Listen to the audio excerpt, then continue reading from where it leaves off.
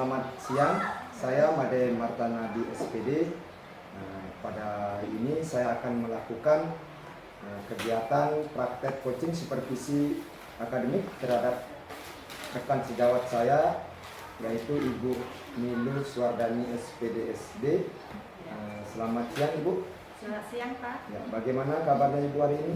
Ya, kabar baik Pak. Ya, baik, luar biasa.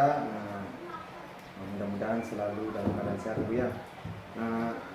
Baik Ibu, terkait dengan rencana kegiatan supervisi akademik, ada 3 tahapan yang nantinya akan dilakukan. Yang pertama yaitu tahapan pra-observasi, yang kedua tahapan observasi, dan yang ketiga tahapan pasca observasi. Nah, pada saat ini kita sudah berada pada tahapan pra-observasi. Adapun tujuan dari kegiatan pra-observasi ini, yang pertama yaitu untuk memperoleh informasi terkait dengan kegiatan observasi yang akan dilakukan nanti. Kemudian yang kedua, untuk mengidentifikasi poin-poin yang akan menjadi pengamatan saya terhadap kegiatan observasi nanti. Nah, baiklah Ibu,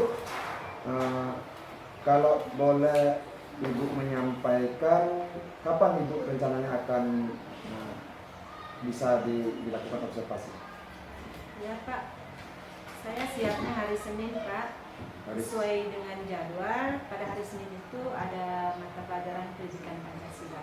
Ya, jadi rencananya kegiatan observasi di kelas ini akan Ibu lakukan pada hari Senin ya. Iya. Hari Senin dengan pada mata pelajaran pendidikan Pancasila. Kemudian apa yang menjadi tujuan pembelajaran terkait dengan materi yang akan Ibu ajarkan nanti? Iya. Materi yang akan saya ajarkan nanti pada hari Senin itu yaitu mengenai ciri-ciri fisik lingkungan rumah dan sekolah. Tujuan pembelajaran yang akan dicapai pada materi itu yaitu peserta didik dapat menuliskan karakteristik ciri sederhana yang kasat mata, real, nyata, konkret tentang tempat tinggalnya, rumah dan lingkungan sekitarnya Pak. Ya, baik. Jadi berkaitan dengan materi yang akan Ibu ajarkan nanti, tujuan pembelajarannya adalah siswa dapat mengenali karakteristik lingkungan sederhana tempat tinggalnya secara kasat mata ya. Baik Ibu, terkait dengan kegiatan observasi nanti, apa rencana pengembangan yang akan Ibu capai untuk proses pembelajaran nanti? Ya, dalam hal ini pengembangan yang ingin saya capai yaitu pengelolaan kelas pada saat pembelajaran. Yang kedua, meningkatkan motivasi siswa pada saat belajar. Ya, yang pertama pengelolaan kelas, yang kedua meningkatkan motivasi siswa pada saat pembelajaran. Baik Ibu, kemudian untuk mencapai area pengembangan yang Ibu inginkan itu tentunya ada strategi. Apa strategi yang Ibu bisa lakukan atau yang Ibu perlu persiapkan untuk mencapai area pengembangan tersebut? Ya, kira-kira strategi yang bisa saya gunakan pada saat itu yaitu yang pertama menyiapkan rencana pembelajaran. Ya. Terus yang kedua mengkondisikan kesiapan belajar siswa.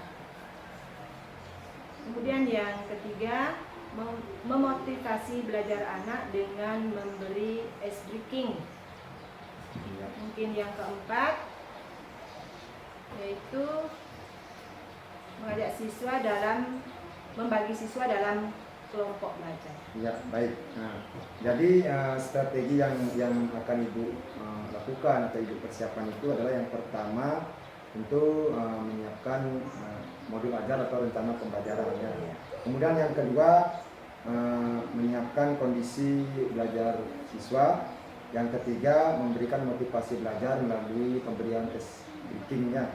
Dan yang keempat membagi siswa dalam kelompok belajar. Ya. Baik Ibu, Mungkin pada kesempatan ini pertanyaan saya sampai di sini dulu. Saya ucapkan terima kasih atas waktunya, dan kita akan bertemu pada kegiatan observasi nanti. Ya, terima kasih Pak. Ya, selamat pagi anak-anak. Pagi. Ya, hari ini hari Senin kita belajar pendidikan Pancasila. Namun sebelum pelajaran dimulai, kita berdoa dulu dipimpin oleh ketua kelasnya. Silakan ketua kelas. Ya, berdiri. Berdoa mulai.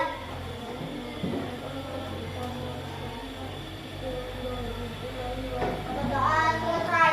Salam pada guru. Selamat pagi, Bu Guru. Iya, selamat pagi. Anak-anak, gimana kabarnya hari ini? Baik. Sehat semua? Sehat. Anak-anak sudah sarapan di rumah? Sudah. Ya, pintar. Sarapan supaya tidak mengantuk di sekolah, supaya segar ya. Selanjutnya, anak-anak sudah mandi semua ini? Sudah. Sudah mandi semua, tentu sudah segar badannya ya. Karena segar, tidak mengantuk. Nah, sekarang guru tanya, bagaimana perasaan kalian hari ini? Baik. Baik semuanya? Aman. Baik semuanya? Baik. Ada yang sakit di sini? Satu. Oh, ada batuk. Bu, Iya, nanti kalau batuk minum obat sampai di rumah ya. Ya, baiklah anak-anak. Sekarang Ibu Guru minta kalian duduknya yang rapi ya. Duduknya yang rapi. Kursinya dirapikan dulu anak-anak. Sudah rapi semua? Sudah rapi ini sudah? Sekarang sudah rapi, kita akan belajar pendidikan Pancasila mengenai menjaga lingkungan di sekitar rumah ya.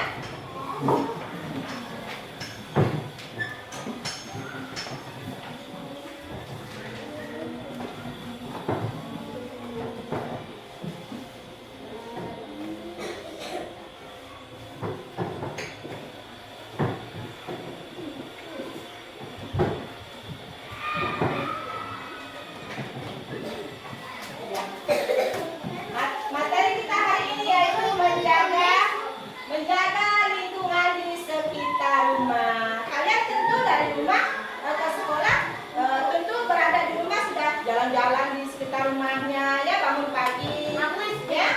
Sudah bangun lihat rumahnya tadi di rumah?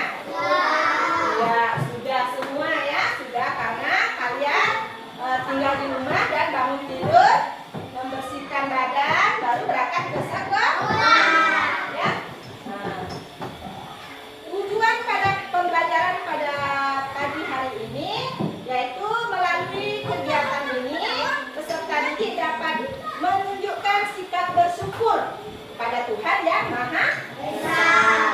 Selanjutnya, melalui menonton video dengan rumah, peserta didik dapat menyebutkan dan menuliskan bagian-bagian rumah ya.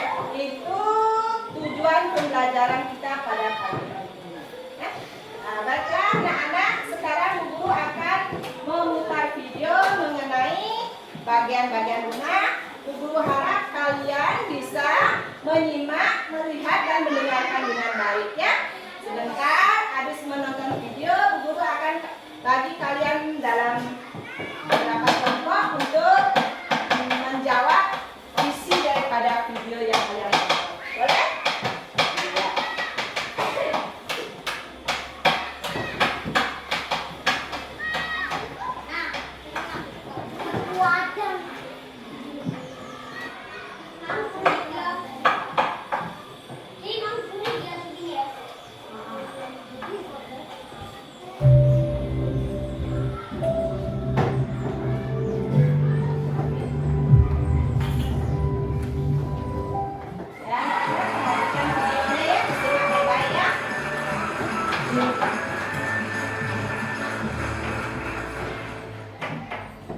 Halo Sobat Eksis, perkenalkan namaku Citra. Aku sedang dalam perjalanan pulang ke rumah. Nah, inilah rumahku. Yuk, aku ajak kalian untuk melihat ada apa saja di rumahku. Rumah adalah tempat berlindung untukku. Rumah dapat melindungiku dari panas dan hujan. Selain itu, rumah juga tempatku beristirahat. Coba sekarang kalian lihat rumahmu. Ada bagian apa saja dari rumahmu? Sobat Eksis, agar lebih jelas tentang bagian-bagian rumah, yuk kita tanya ke Kak Ella tentang bagian-bagian rumah di channel Edukasi Eksis.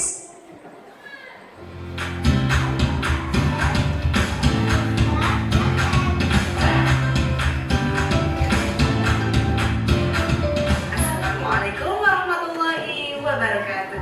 Halo adik-adik Sobat Eksis, bagaimana kabar kalian hari ini? Semoga kalian semua dalam keadaan baik dan sehat. Berjumpa kembali dengan Kak Ella di channel Edukasi Eksis, tempatnya kita belajar dan berbagi wawasan. Pada video kali ini, Kak Ella akan mengajak kalian semua untuk belajar tentang pendidikan, Pancasila dan kewarganegaraan dengan bab Aku Cinta Lingkungan Sekitar dengan sebab materi bagian-bagian rumah dan cara membersihkannya. Oh iya, tadi kalian sudah berkenalan dengan Citra ya? Memangnya tadi Citra menunjukkan apa ke kalian? Oh, Citra menunjukkan rumah ya? Apakah kalian ingat rumah itu apa? Benar sekali, rumah adalah tempat kita untuk berlindung. Apakah kalian tahu bagian-bagian dari rumah itu apa saja? Nah, agar lebih jelasnya, yuk kita simak video berikut ini.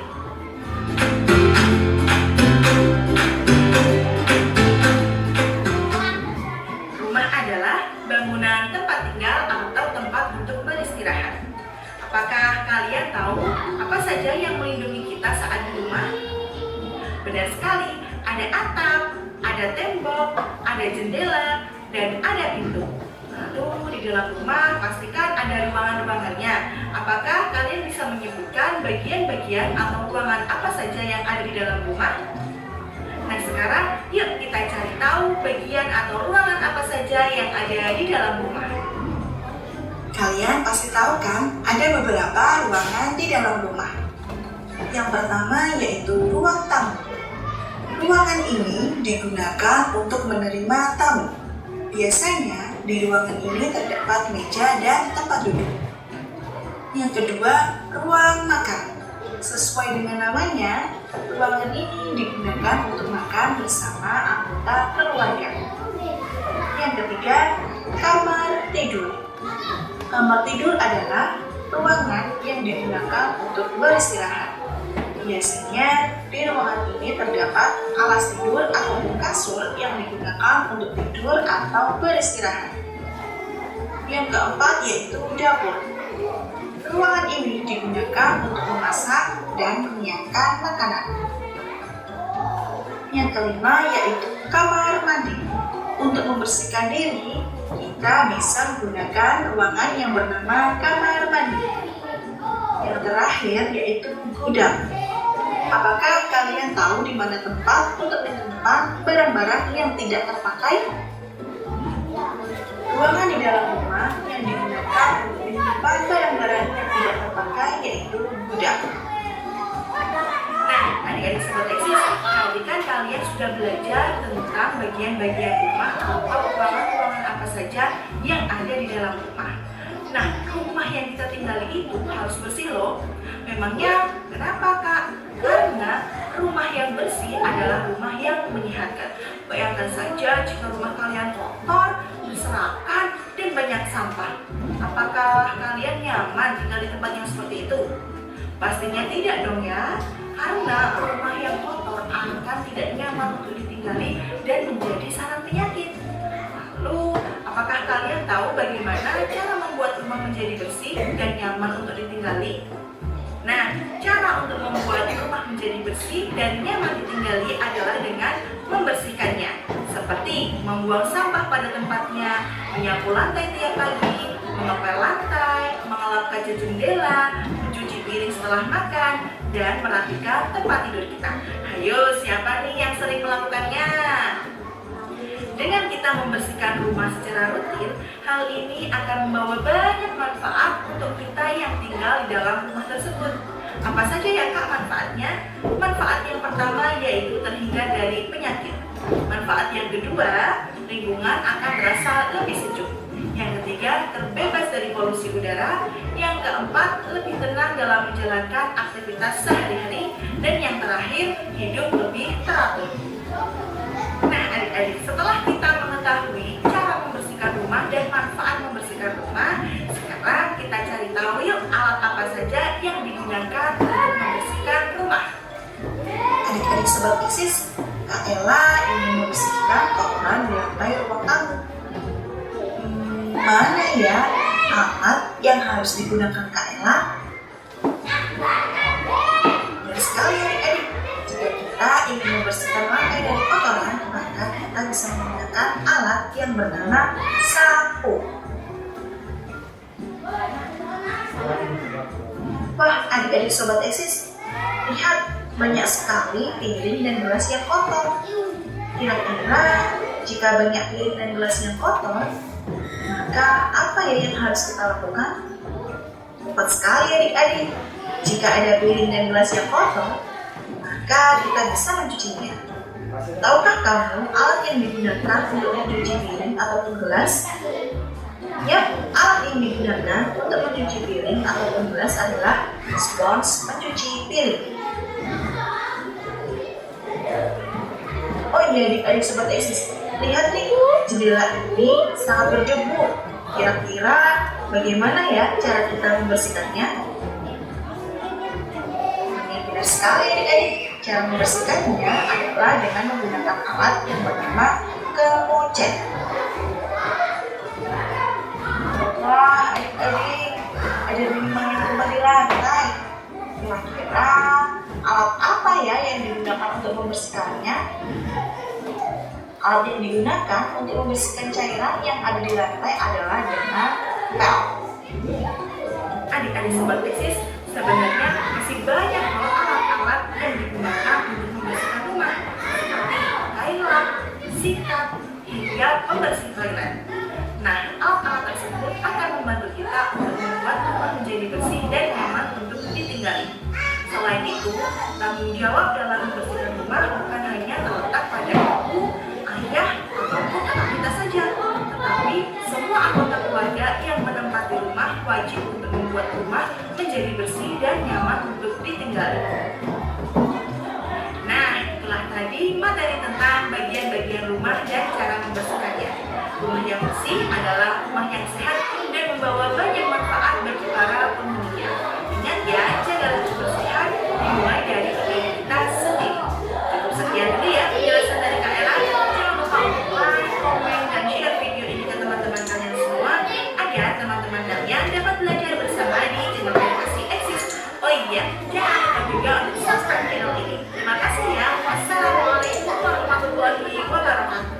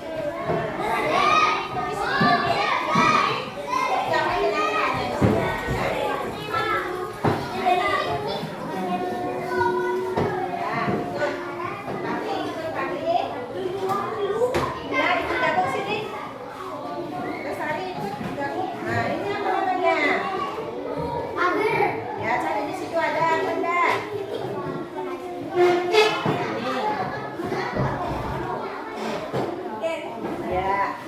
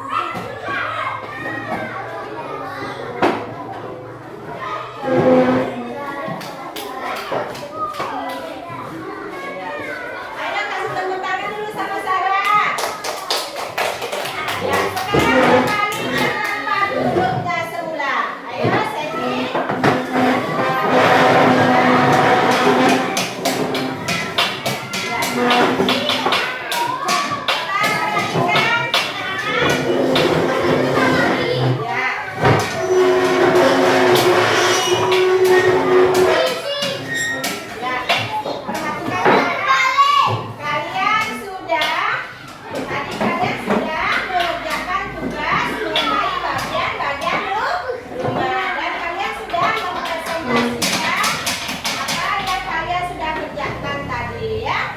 Apa yang kalian sudah kerjakan dalam kelompok. Selanjutnya Ibu Guru mau bertanya ya. Mau bertanya kepada kalian ya. Kita memiliki rumah ya. Semua sudah memiliki rumah ya? Ya. Sekarang supaya kita betah di rumah, supaya rumah itu tetap bersih, apa yang harus dilakukan? Jangan buang sampah sembarangan. Ya, jangan buang sampah sembarangan. Mari, supaya rumah itu tetap bersih, diapakan? Dibersihkan. Yang lain? Supaya rumah itu tetap bersih, diapakan? Ya, digunakan, dibersihkan. Nah, masing-masing bagian itu lain-lain cara membersihkannya, ya. Nah, ada yang bertanya sama guru mengenai materi yang tadi itu tentang bagian rumah. Ada anak-anak yang bertanya? Ada guru enggak? Iya. Jadi kita memiliki rumah, kita harus membersihkannya. Supaya apa? Nah,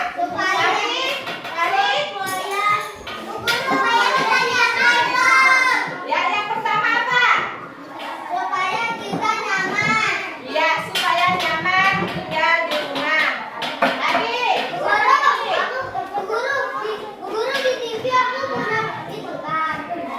Iya, sekarang Bu Guru tanya sama Fahri. Apa manfaatnya kita membersihkan rumah? Ayo. Siapa yang bisa jawab? Apa manfaatnya kita membersihkan rumah? Ya, supaya rumahnya tidak kotor. Supaya kita nyaman tinggal di rumah. Iya, supaya bersih. Kau beri apa tadi? Supaya tenang. Iya, pintar semua anakku. Tepuk tangan ya sama. Iya, kita sudah punya rumah. Kalian sudah tahu bagian-bagian rumah. Kalian sudah tahu manfaat dari membersihkan rumah ya. Dan kalian sudah tahu bagaimana cara Kakak coba lihat sini, Kak. Kakak coba lihat. Pelajaran kita hari ini Bu Guru cukupkan sekian. Namun kalian Bu Guru akan kasih tugas. Apa coba lihat, Kak? Tugas rumah. Ya. Guru akan memberikan kalian tugas untuk kalian. Tugasnya tuh lambat. Coba lihat, lambat toh. Namun Lambat dari sebelumnya tadi itu Bu Guru tanya ya. cepat lambat. Mari dengan kakak. Ya. Namun sebelumnya Bu Guru tanya. Bagaimana perasaan kalian belajar hari ini? Senang? Ada yang tidak senang? Senang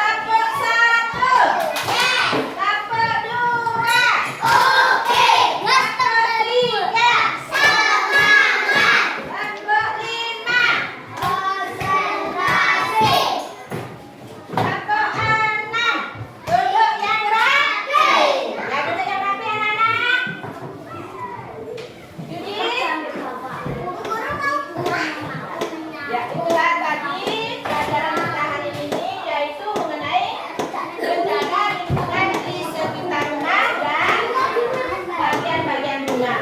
Guru minta kalian mengulangi materi yang diberikan di rumah ya. Ulangi kembali materi yang di buku 5 rumah ya. Ya. Pelajaran hari ini cukup baik ya. Kalian boleh istirahat ya.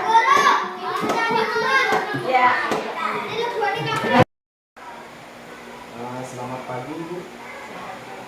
Bagaimana kabarnya Ibu hari ini? Kabar baik Kak. Alhamdulillah. Baik Ibu, pada hari ini saya akan melakukan percakapan pasca observasi yang mana sebelumnya saya sudah melihat dan mengamati proses pembelajaran yang dilakukan di kelas. Jadi yang pertama itu tadi saya menyampaikan bahwa tujuan dari percakapan pasca observasi ini adalah sebagai umpan balik dari proses pembelajaran yang dilakukan. Saya akan mengajukan beberapa pertanyaan Ibu. Yang pertama, bagaimana perasaan Ibu terkait dengan proses pembelajaran yang dilakukan? Pak, pada saat saya melaksanakan pembelajaran kelas sebelumnya, saya merasa sedikit kurang percaya diri. Ya, namun dengan berpedoman pada langkah-langkah pada belajar, sehingga pembelajaran yang saya lakukan pada saat Bapak observasi bisa berjalan dengan baik. Baik. Jadi sebelumnya Ibu sempat merasa kurang percaya diri ya, tapi berdasarkan langkah-langkah dari apa yang ada di media pembelajaran itu, Ibu bisa mengkondisikan baik. Baik Ibu, boleh Ibu menyampaikan kembali apa yang menjadi tujuan pembelajaran dan karya pengembangan yang menjadi target capaian Ibu? Tujuan pembelajaran yang saya lakukan pada saat Bapak observasi yaitu peserta didik dapat menuliskan karakteristik atau ciri sederhana yang khas kota tentang rumah, tentang tempat tinggalnya, rumah, dan lingkungan sekitar.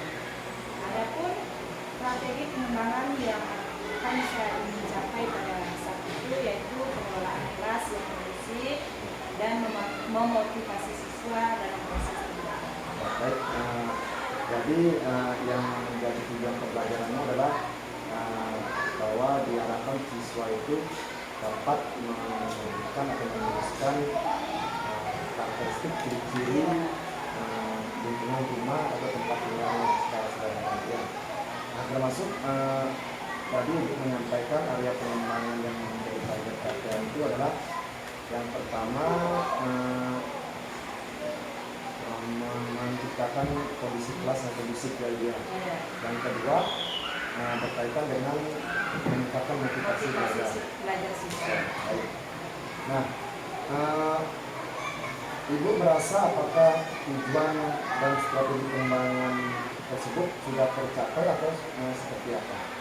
Ya, saya melihat bahwa peserta didik sudah dapat memberikan ciri-ciri lingkungan rumah, tempat tinggalnya, namun masih ada beberapa siswa yang belum fokus pada saat pembelajaran.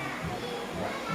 Jadi Ibu melihat bahwa siswa itu sudah mampu untuk menunjukkan bagian-bagian rumah atau ciri-ciri fisik lingkungannya, termasuk ada juga siswa yang belum fokus ya. Masih ada yang belum fokus.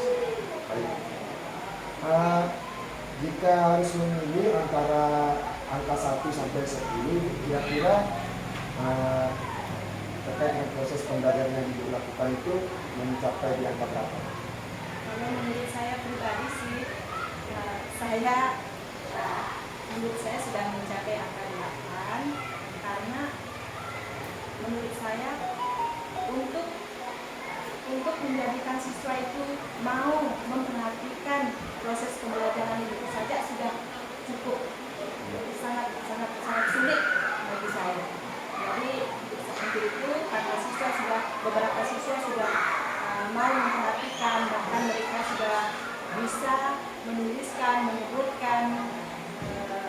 tentang ciri-ciri tempat tinggal atau rumah dan lingkungan sekitarnya itu saya merasa sudah cukup bagi saya.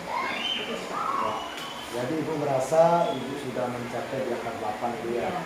Karena mengingat juga Ibu kan mengajarnya di kelas 1 gitu ya. Iya, ada di kelas. Jadi untuk menciptakan siswa yang bisa fokus dalam belajar itu sudah luar biasa juga. Baik. Baik Ibu, menurut Ibu dari proses pembelajaran yang Ibu lakukan itu masih ada tidak yang perlu lebih ditingkatkan lagi?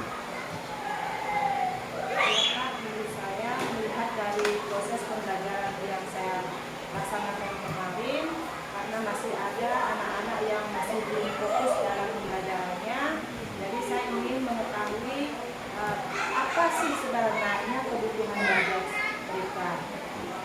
Saya memang melihat siswa di kelas 1 itu belum semua bisa membaca dan menulis dengan lancar. Itu Pak. Jadi yang perlu Ibu tingkatkan itu terkait dengan proses pembelajaran yang dilakukan itu dengan melihat bahwa siswa itu ada yang belum lancar membaca atau menulis ya. Iya. Jadi itu yang mungkin perlu ditingkatkan. Ya. Baik Ibu, mungkin ada gagasan atau strategi khusus untuk meningkatkan pengembangan yang Ibu maksudkan. Sebelumnya saya menggunakan strategi pembelajaran yang berdiferensiasi konten saja. Jadi mungkin saya harus menganalisis kebutuhan belajar siswa dan memaksimalkan proses pembelajaran berdiferensiasi. Ya. Jadi Ibu merasakan bahwa proses pembelajaran yang dilakukan itu hanya sebatas berdiferensiasi kontennya. Iya. Jadi mungkin Ibu lebih memetakan kembali atau menganalisis kembali tentang pembelajaran mereka sehingga Ibu mengatakan bahwa akan menerapkan pembelajaran berdiferensiasi lebih maksimal. Memaksimalkan. Luar biasa sekali ya. Lalu apa yang menjadi rencana tindak lanjut Ibu selanjutnya? Saya akan memetakan kebutuhan belajar siswa, misalnya seperti kesiapan belajarnya, lalu minat dan gaya belajarnya, serta pokok belajar siswa. Kemudian saya akan lebih banyak belajar membuat modul berdiferensiasi. Jadi Ibu akan memetakan kembali ya tentang belajar siswa itu mulai dari kesiapan belajar mereka, terus minat dan gaya belajarnya, termasuk waktu belajarnya ya. Dan juga Ibu mengatakan akan belajar kembali bagaimana menyusun model yang lebih maksimal dalam proses pembelajaran berdiferensiasi ya. Baik Ibu, kira-kira kapan rencananya Ibu bisa dilakukan? Pak, pada proses pembelajaran yang selanjutnya. Jadi nanti Ibu akan merencanakan proses pemetaan ini tentang kebutuhan belajar siswa dan menyusun model belajar pada proses pembelajaran berikutnya. Baik Ibu, luar biasa sekali atas gagasan Ibu ini. Nah dari percakapan kita saat ini, apa yang dapat Ibu simpulkan? Dari awal saya melakukan percakapan dengan Bapak, kesimpulan saya pada saat ini yaitu bahwa kegiatan observasi yang dilakukan di kelas saya sangat memberikan pengalaman yang menarik, yang berharga bagi saya, karena sesuatu itu tanpa pengalaman tidak akan bisa dikerjakan. Saya juga akan dapat merefleksi kelebihan dan kekurangan saya dalam proses pembelajaran. Mudah-mudahan berikutnya dan selanjutnya saya bisa meningkatkan proses pembelajaran di kelas dengan menerapkan pembelajaran berdiferensiasi dan budaya positif. Ya, baik. Jadi kesimpulan Ibu adalah dengan kegiatan observasi ini dapat merefleksikan kembali apa sih kekurangan saya, apa sih kelebihan saya seperti dia. Jadi ya mudah-mudahan kedepannya kita bersama-sama bisa belajar untuk meningkatkan produktivitas diri bisa dalam proses pembelajaran kita yang lebih. Baik Ibu, terima kasih atas waktunya pada percakapan pasca observasi